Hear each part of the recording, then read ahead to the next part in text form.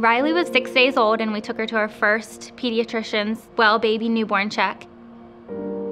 And we were immediately sent to Cincinnati Children's. And that is when Riley was diagnosed with a very rare genetic disorder. And we were told, enjoy her, because you're not gonna have her long, you're not gonna have her past a year.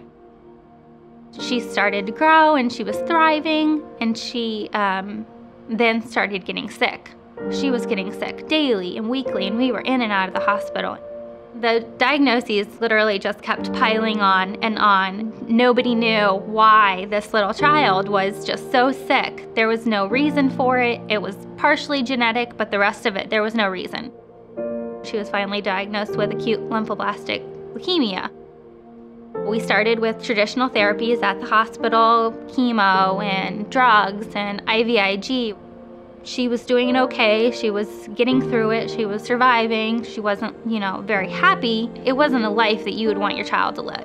Last year, in March of 2013, she had an anaphylactic reaction to the drug that I was giving her. She had never had a reaction before, and she literally died in my arms as we waited for the ambulance to come. She was revived, obviously, and they said there's nothing else we can do for her. She was going to die one way or the other. And that's when we decided to start looking for alternatives. I started working at the Cole Center. I decided this is the place for Riley. I saw what Dr. Cole was doing. I saw these patients coming in and the diagnosis that they were coming in with. And I thought, well, if he can help them, maybe he can make Riley's quality of life better. So Dr. Cole saw her for the first time. He ordered her to do several of his treatments. I believe now she's on like 30 different vitamins and supplements, and it really just sustains her. Hyperbaric therapy is one of the components of Riley's program.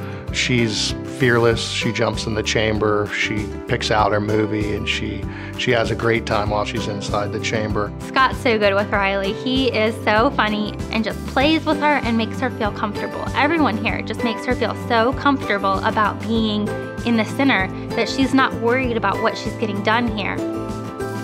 Since we've treated her, her hospital admissions have just dropped dramatically. We were finally getting somewhere where she was becoming a happy little girl. She wasn't going to the hospital all the time. Her overall health has improved. She's gained weight.